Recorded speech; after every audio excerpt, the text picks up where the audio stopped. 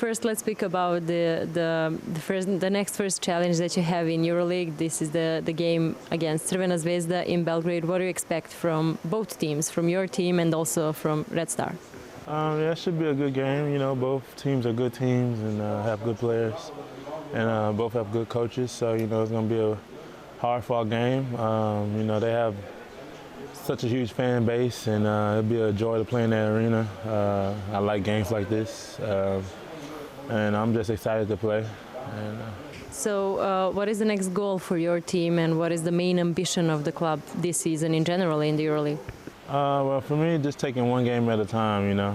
We have the next game, like Red Star, so we're going to try to go win this game and go from there. So this is the last round of the regular part of the season. How would you describe the whole season for Fenerbahce in just few words, you know, in general? And the EuroLeague is very tough.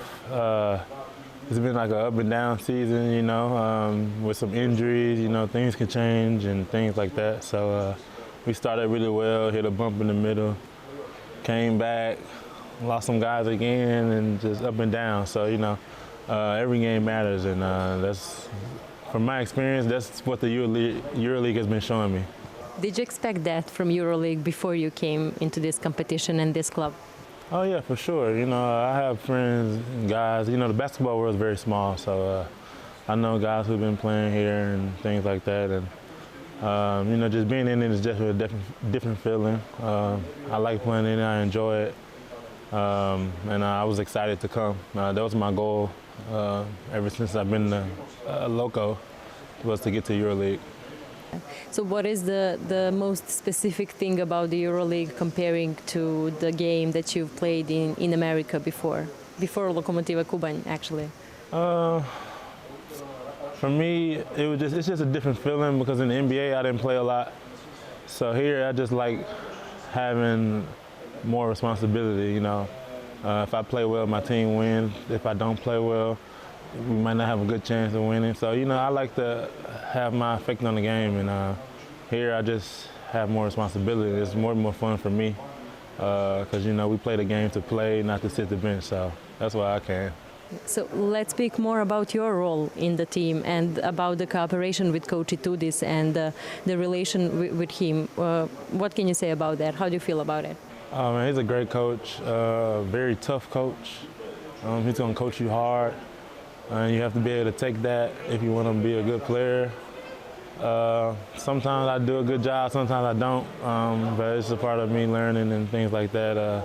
So there's a lot of things I want to get better at this year for next season, but I think so far so I'm okay. I like my progress. I like how consistent I've been, and I like the way he coaches and things like that. He's always tough, always wants me to be better. So. That's all you can want in a coach, you know. Yeah. So since this is your first season in EuroLeague, what would you say as an advice to some younger guys from America that want to play professional basketball in Europe? It's tough. You have to really know your role and understand that it's a team-oriented game. It's a little different from the NBA, you know.